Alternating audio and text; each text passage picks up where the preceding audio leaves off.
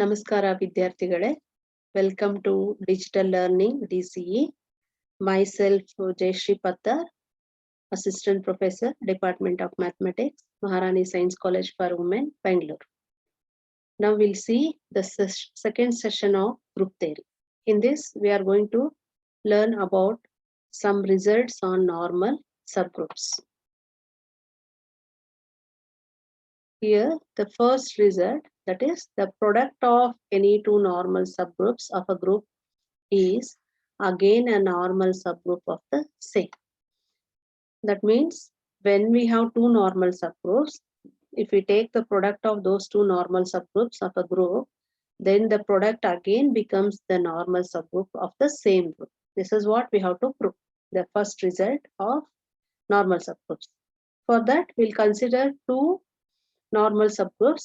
Let H and K be two normal subgroups of the group G.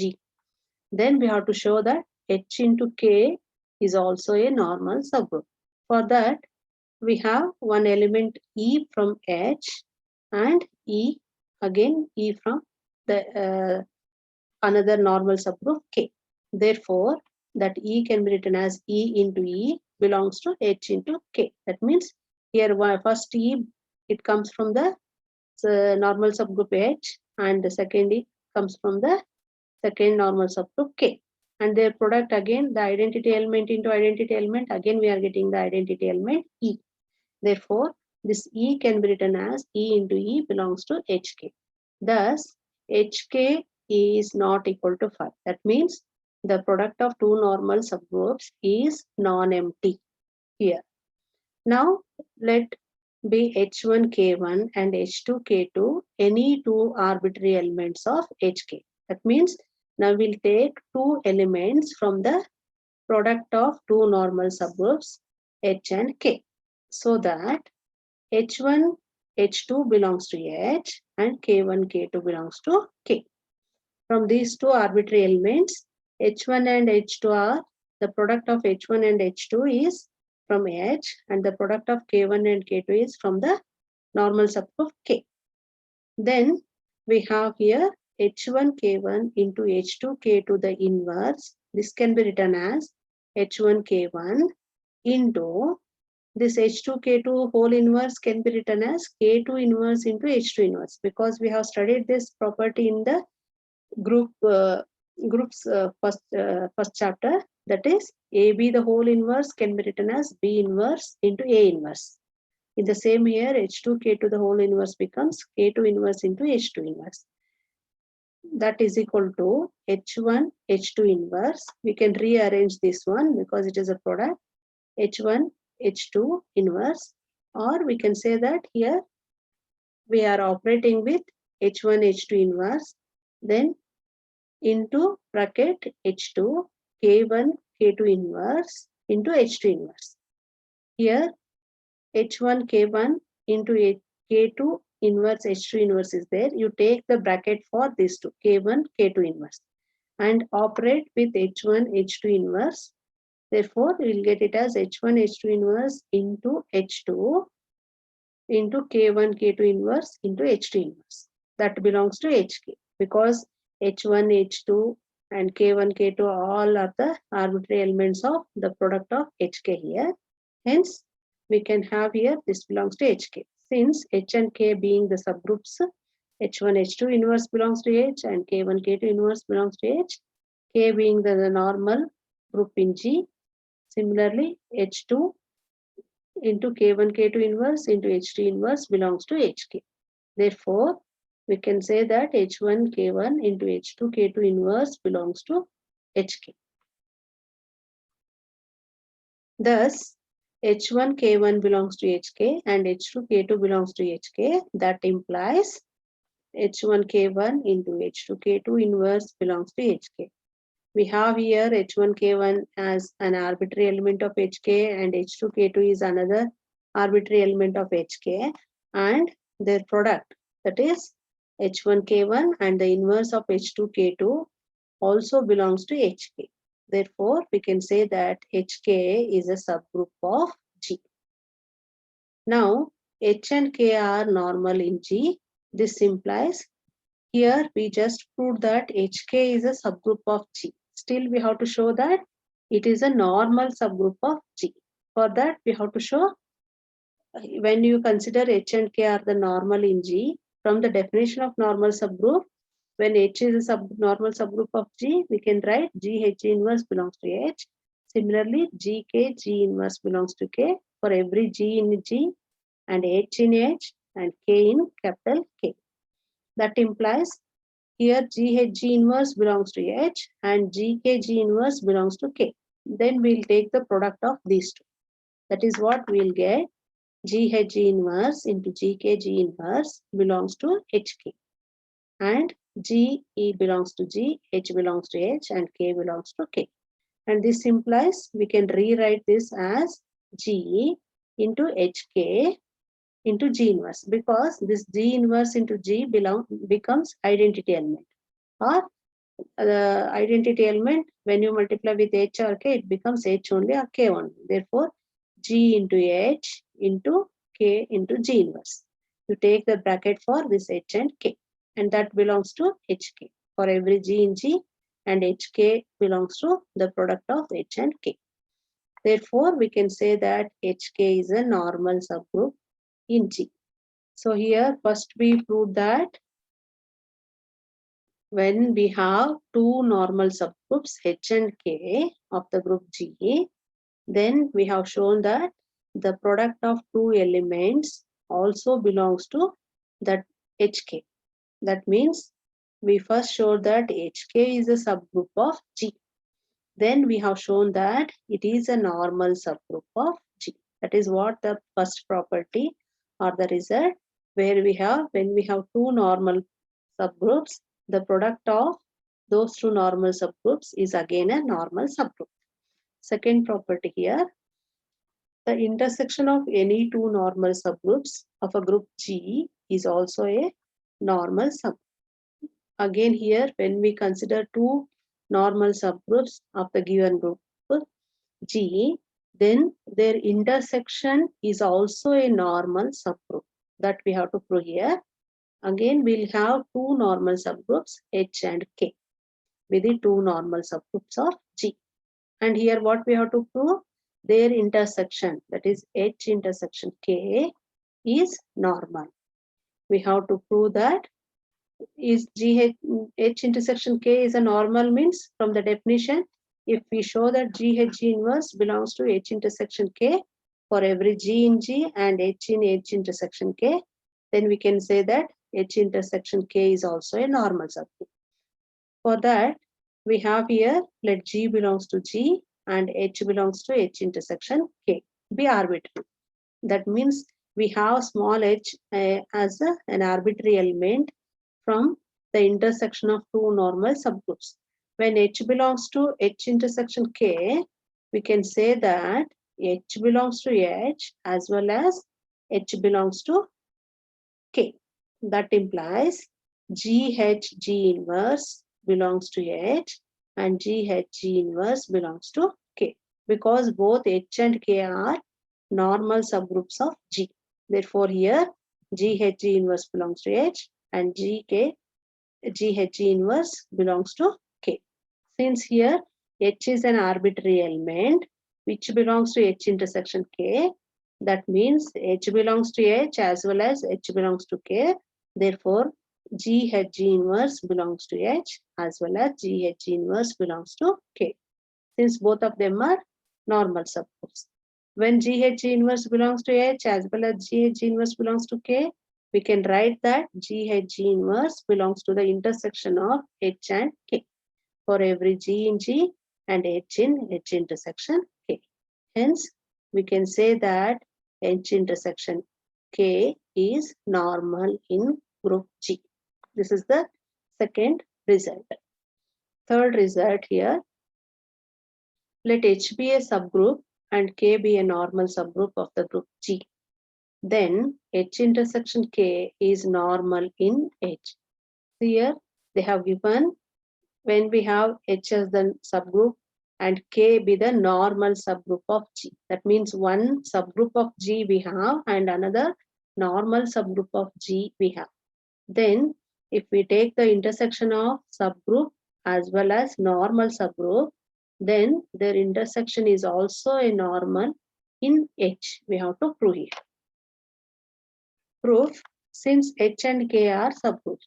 So here they have given H is a subgroup of G and K be the normal subgroup means it is also a subgroup of G. Therefore, here we can say H and K are subgroups of G and H intersection K is also a subgroup of G. That means when we have two subgroups, their intersection is also a subgroup of G.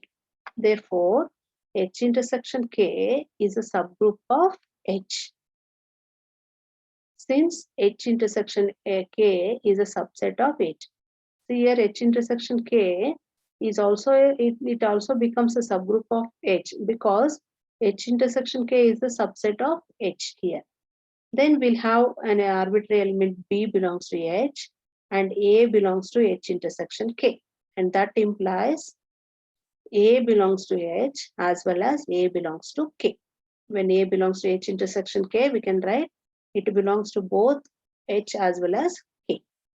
Since K is normal and they have given that K is a normal subgroup of G, therefore BA B inverse belongs to K. We can write this from the definition.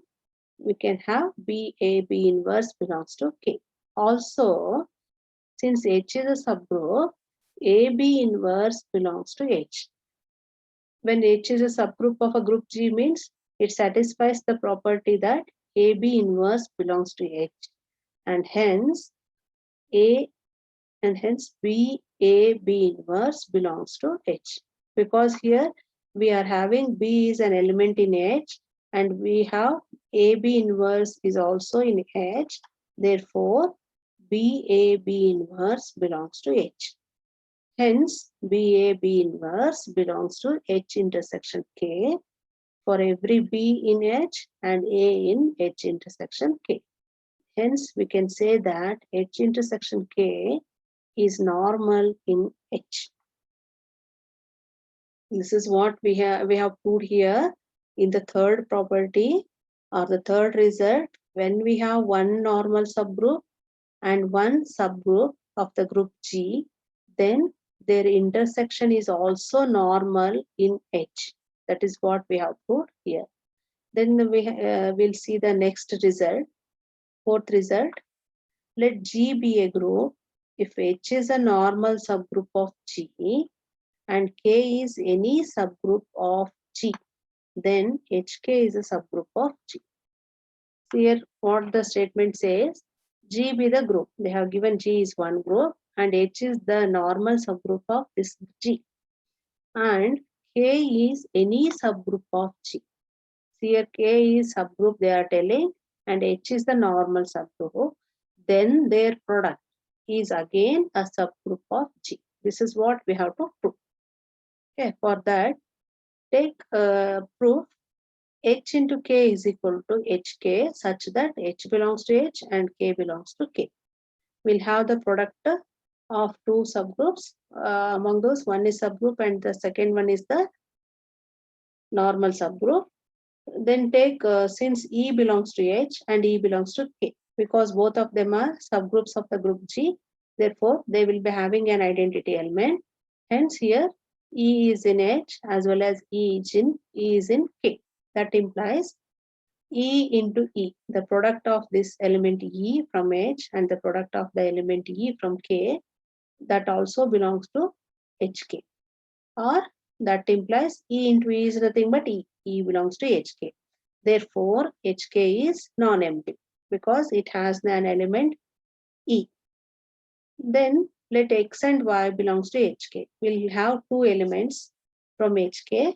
That implies if X is equal to H1K1. Let X be H1K1 and we'll take Y as H2K2.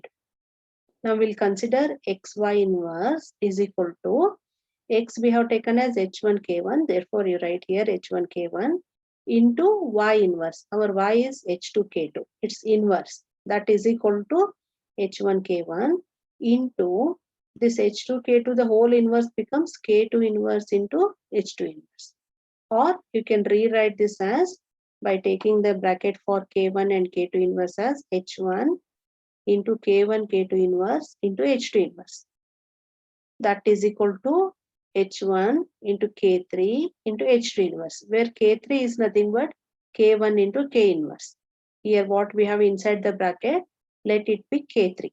Therefore, K1 into K3 into H2 inverse we'll get, because here K3 we have taken as it is nothing but K1 into K inverse, which belongs to K, since here K is a subgroup.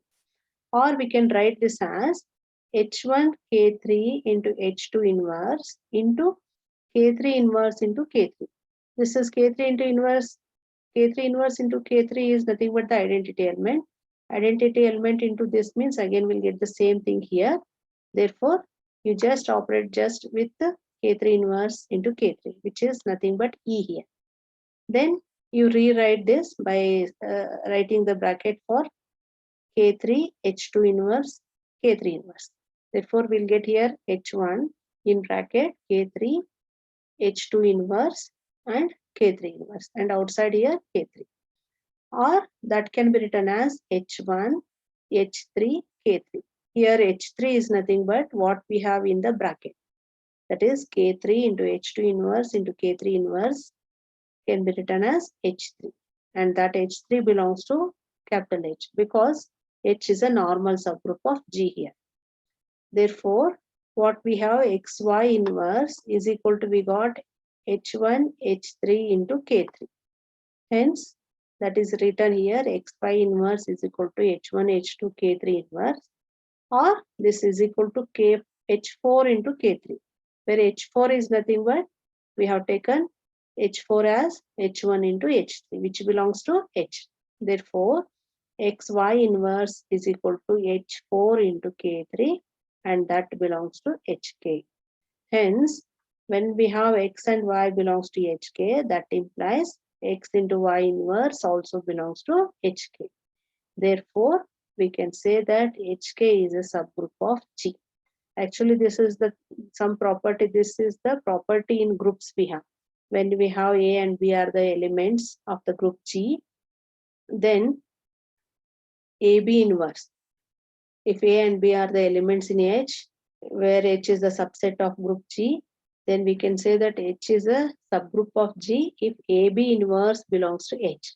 In the same way here, we have X and Y are the elements of HK, then X into Y inverse also belongs to H into K. Hence, we can say that HK is a subgroup of G.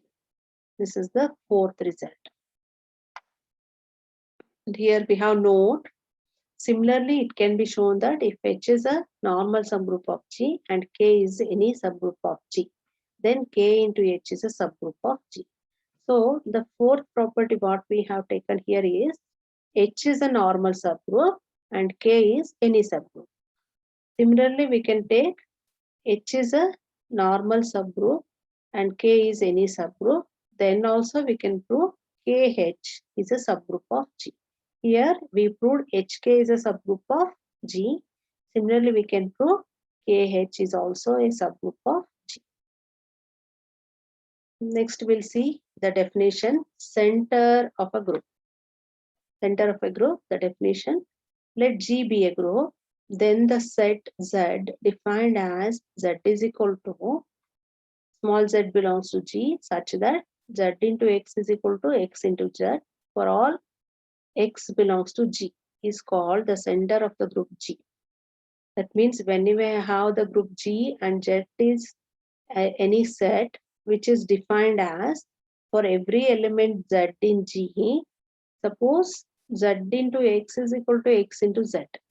That is commutative property here. That condition satisfies for every element X in G, then we can say that Z is the center of the group G. That is, the center Z of the group G is the set of those elements of G which commute with every element of G. This is what the commutative property here we have. If the commutative property is satisfied with every element of the group G, then that set is called as the center of a group G. here we have one theorem. Let theorem, the center Z of a group G is a normal subgroup of G. Here we have to show that the center Z of the group G is a normal subgroup of G. We have to show. For that, let Z be a center of the group G. Then when Z is a center means from the definition of center of a group, we can write that Z as Z is equal to small z belongs to G such that Zx is equal to Xz for every X in G. Now we'll have two elements from this set Z. Let Z1 belongs to Z and Z2 belongs to Z. We'll consider two elements so that Z1X is equal to XZ1 as well as Z2X is equal to XZ2, because Z is the center of the group G and it satisfies the commutative property with every element of group G.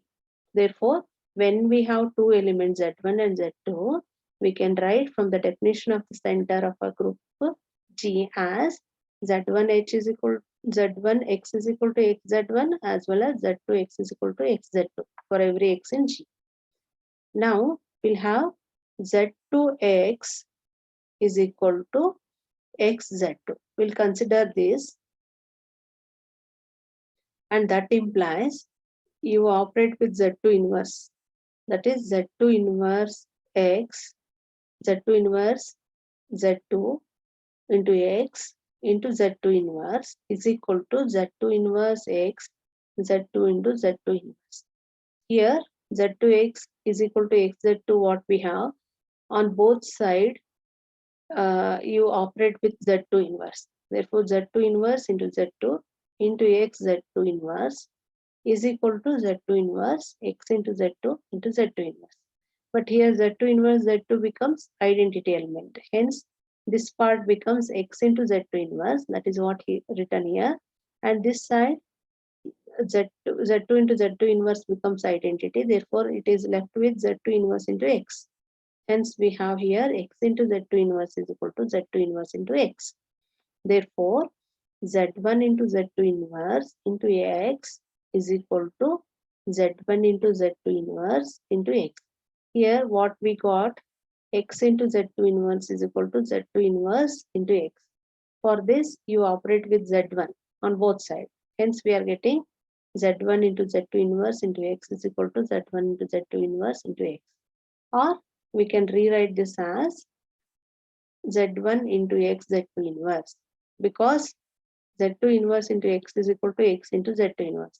Since it satisfies because Z is the center of the group G.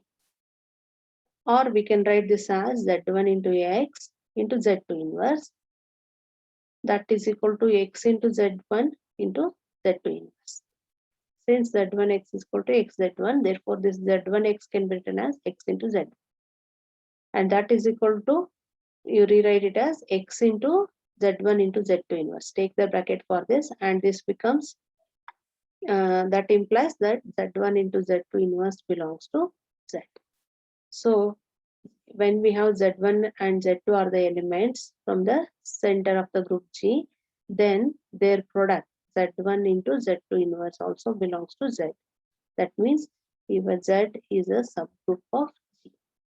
When we have two elements from the set Z and Z1 into Z2 inverse also belongs to Z, therefore Z is a subgroup of G. Moreover, if X belongs to G and Z belongs to Z, then XZ X inverse.